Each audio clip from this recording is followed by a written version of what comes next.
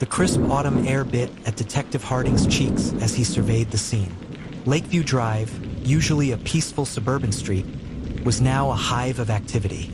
Police tape crisscrossed Mrs. Gable's meticulously manicured lawn, a stark contrast to the unfolding tragedy. Her son, 28-year-old Ethan Gable, a seemingly innocuous social media influencer known for his DIY home renovation videos, was missing. Ethan had been last seen 2 nights ago after posting a live video showcasing his latest project, a surprisingly elaborate, soundproofed home office. His last upload, a cheerful tutorial on installing smart lighting, had garnered hundreds of thousands of views, but then silence. No new posts, no replies to his dedicated fanbase, just an eerie void. This sudden disappearance of a prominent online personality had immediately sparked a firestorm of speculation across the nation, making it a trending topic. Harding walked through the front door, the lingering scent of fresh paint and sawdust filling the air. The house was spotless, almost sterile, save for the chaos of the police investigation. His partner, Detective Miller, was already in the living room, meticulously bagging evidence. "Anything, Miller?" Harding asked, his voice low. Miller shook her head, running a gloved hand through her short hair. No signs of forced entry, no struggle. It's like he just vanished. Neighbors didn't see or hear a thing. But here's something interesting. She gestured towards Ethan's laptop, open on a small desk. His browser history, lots of searches for disappearing without a trace, off-grid living, and how to fake your own death. Harding's eyebrows shot up. A disappearing act? For an influencer? That's quite the career move. Or a very elaborate alibi, Miller mused. But why? He was at the peak of his popularity, making good money from sponsorships and ad revenue. No obvious enemies, no financial troubles, according to his mom. They moved towards the newly renovated office. It was indeed impressive. Sleek, modern, and completely soundproofed. A small camera on a tripod was positioned in the corner, still powered on.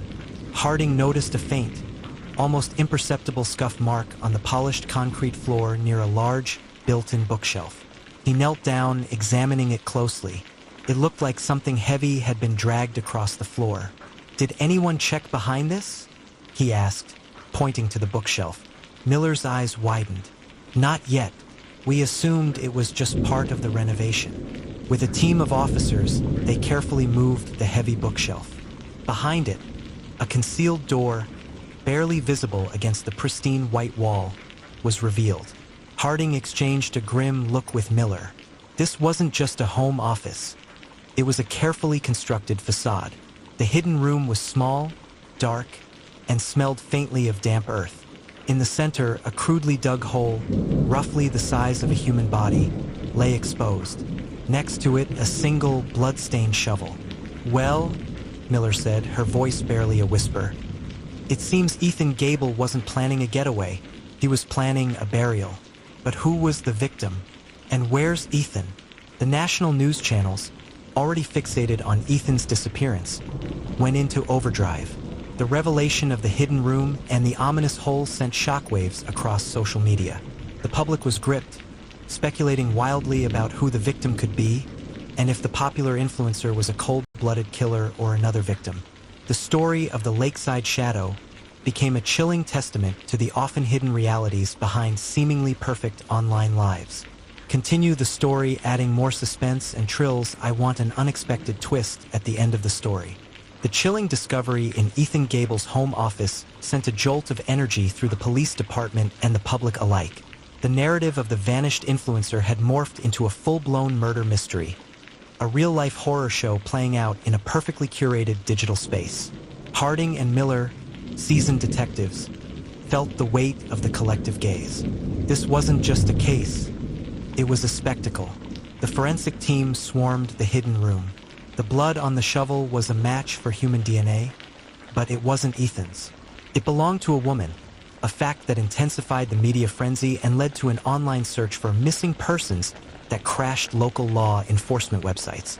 The public, now a mob of amateur sleuths, began cross-referencing every local missing person report with the influencer's vast social network. Harding and Miller focused on the more tangible. They dug deeper into Ethan's digital footprint. He was a master of self-promotion, but a ghost in his personal life.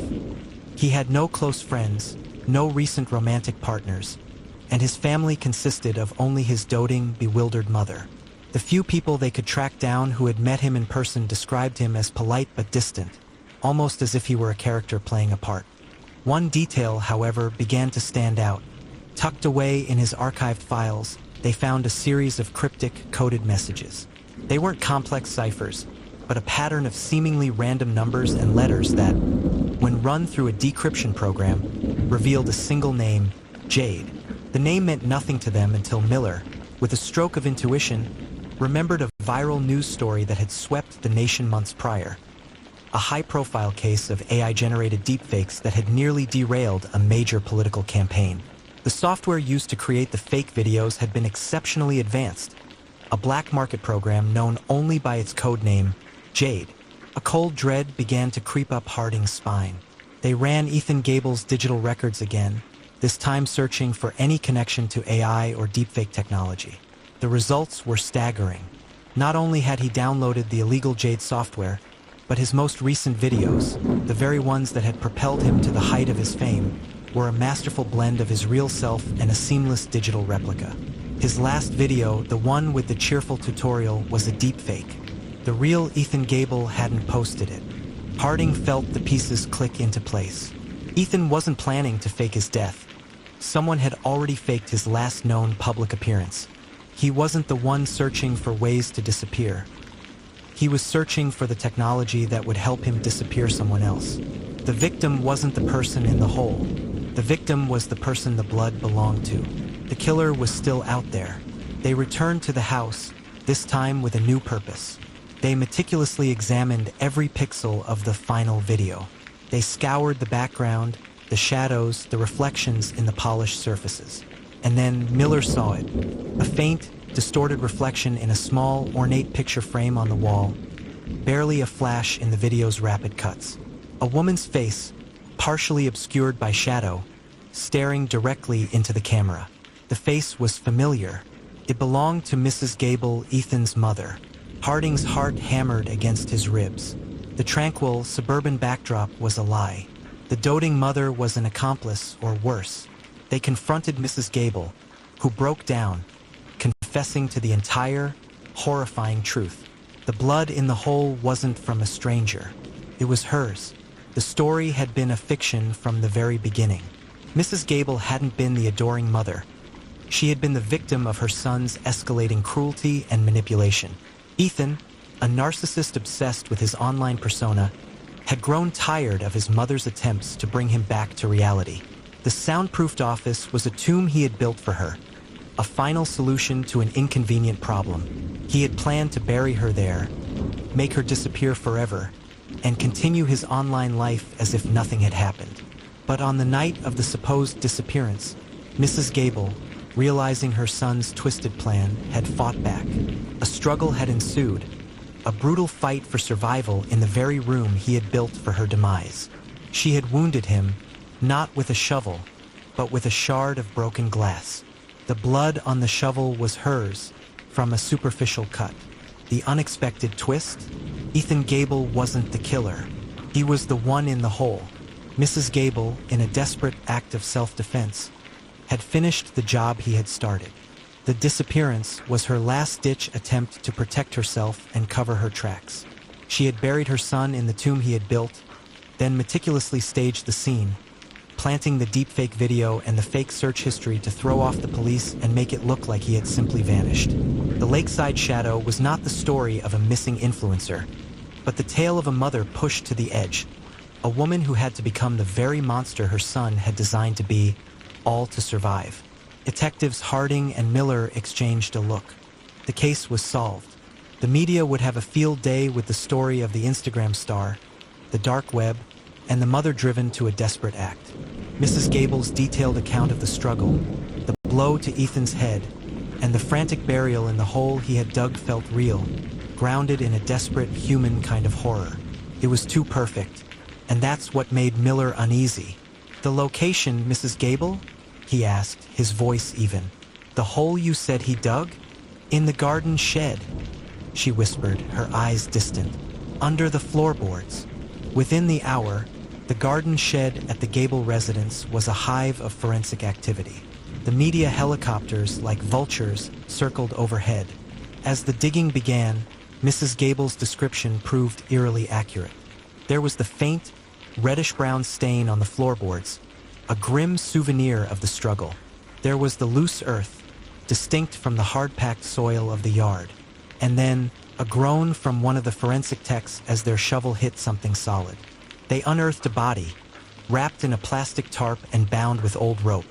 Mrs. Gable watched the live feed on a small monitor in her cell, her face a mask of detached resignation. "It's him," she murmured to herself. Back at the station, the final pieces of the puzzle were being placed. They had a motive, a weapon, a confession, and now a body. The case was ironclad, but the autopsy report, which landed on Miller's desk an hour later, told a different story. The body was a man, but the dental records and fingerprints did not match Ethan Gable. The victim was an unknown male. A new search was launched. Cross-referencing the body's DNA with national databases yielded a hit.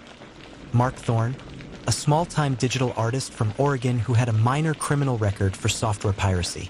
A deeper look into his digital footprint revealed a series of cryptic, encrypted communications with a user known as Jade. Harding and Miller returned to the cell, the fresh betrayal of the evidence radiating from them. "Mrs. Gable," Miller began, his tone now cold. "The body you buried, it's not your son. It's Mark Thorne." Mrs. Gable's composure broke. Her eyes, which had been so vacant, filled with a sudden, searing terror. "He said he would know," she stammered, "that he would make me disappear if I didn't." Harding slammed a photo of a woman on the table. "Is this you, Mrs. Gable?" The woman in the photo was Mrs. Gable, standing in her kitchen, smiling. The timestamp was from this morning, 2 hours after Mrs. Gable had been taken into custody. "That's not me," she said, her voice shaking. "I've been in here the whole time." Miller leaned forward, his face inches from hers. "The real Mrs. Gable is a hostage, isn't she?" he said, his voice dropping to a whisper. "And you're a deepfake, an AI construct, part of a new scam, a new kind of ghost in the machine. A project called Kronos, wasn't it?" The name Project Kronos had just been exposed in the news as a massive, dark web cybercrime network specializing in digital disappearances and identity theft.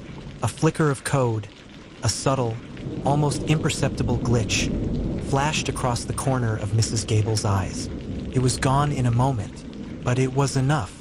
The woman in front of them wasn't Mrs. Gable, not really. She was a meticulously crafted digital lie, a final piece of Ethan's twisted game. The real Mrs. Gable was somewhere else entirely, and the lakeside shadow was not a single person, but an entire, faceless network that had successfully faked a murder, orchestrated a fake confession, and was now making a clean escape, leaving a digital ghost to take the fall for a crime that was just the beginning.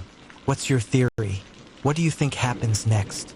The digital ghost of a deepfake could be a terrifying new weapon, capable of framing someone for a crime they didn't commit, or even covering up the real culprit's tracks entirely.